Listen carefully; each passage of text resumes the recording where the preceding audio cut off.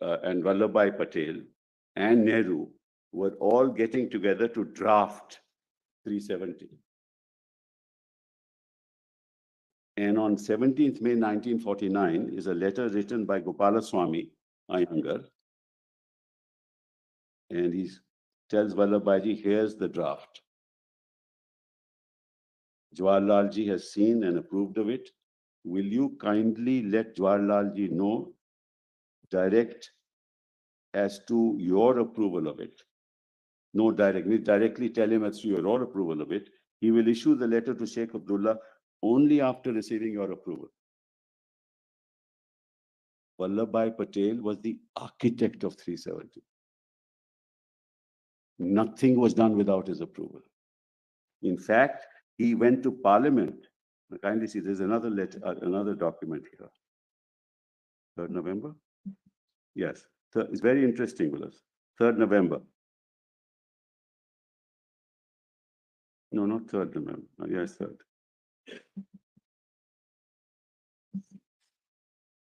Yes, where is it? Yes. But look at Sardar Patel's letter at page 46. 46, yes. Correct. That's the draft, Mullahs, of 306A. Kindly come to 244, Mullahs. Right, that's that letter.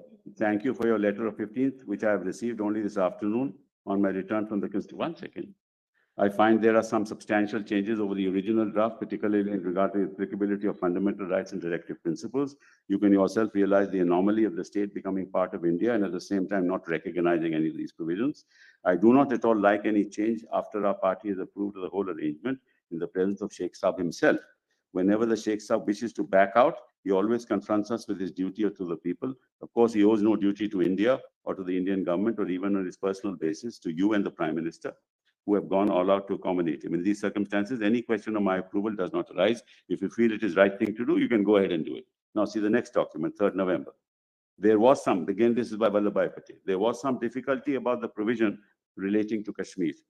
Sheikh Saab went back on the agreement which he had reached with you in regard to the provision relating to Kashmir. He insisted on certain changes of a fundamental character, which would exclude in their application to Kashmir the provisions relating to citizenship and fundamental rights and make it necessary in all these matters as well as others not covered by the accession to 3 subject to seek the concurrence of the state government, which is sought to define as the Maharaja acting on the aid and advice of Council of Ministers appointed under the proclamation on 8 March 1948.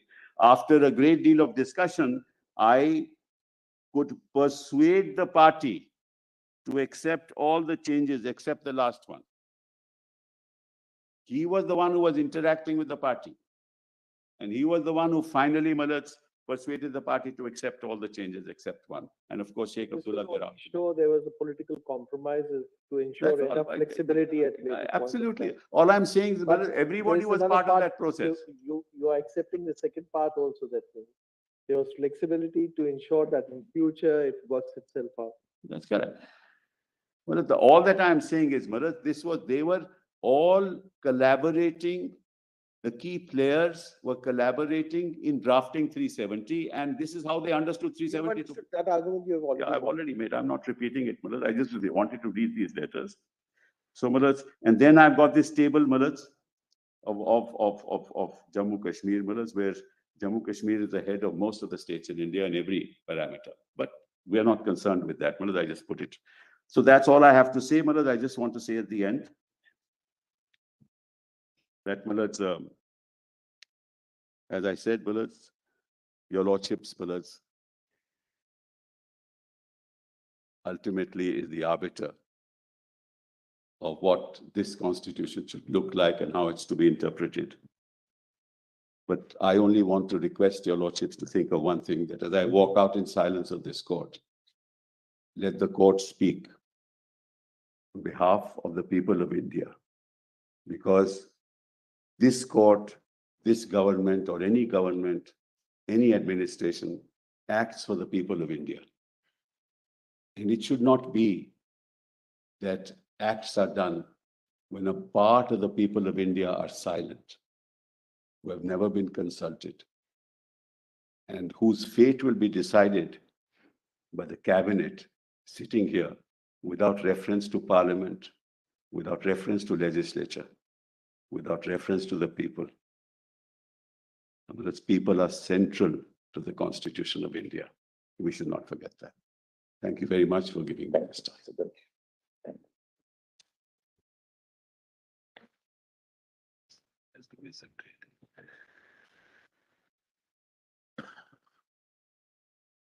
Excuse me for a while, but let's fill it up.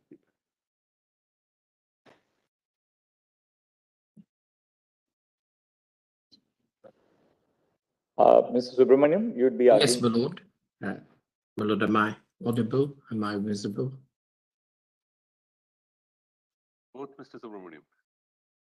Yes. Thank you, my lord. My lord, I just want to make a few brief submissions on Article 370 in the light of your lordship's questions and observations. My lord, it might have begun as a temporal provision initially. I don't think anybody can dispute that people envisaged it as of temporality. But, my lord, the provision had adequate evidence, intrinsic evidence in its words to suggest that it could be there to stay. And that is what has happened. And my lord, this is the crux of the matter. Has it happened in a manner known to Article 370? My answer, my lord, is yes. In a manner known to Article 370, Article 370 stays. Now, my lord, how has this been achieved? As your lordships would notice, that the Constituent Assembly of India, which gave the people of Jammu and Kashmir the ability to determine their political future through a constitution. The instrument of accession, my lord, did not completely transfer sovereignty, as held by Justice Gajendra Gadkar in Pramnath Kaul's case. The instrument of accession itself had reservations that it was intended to abide by a future constitution, a future determination by the people of India, which is why Justice Gajendra Gadkar said that until the 1939 constitution was there, the Maharaja was still enjoying a certain kind of sovereignty to make laws, and therefore, my lord, upheld the law in question. Now, my lord, when does integration become complete is the question.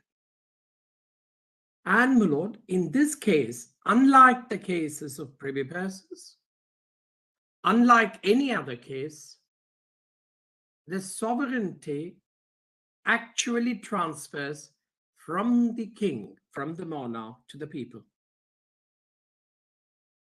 And this transition from the monarch to the people is the common framework of both the Constituent Assembly of India and a Constituent Assembly to be formed.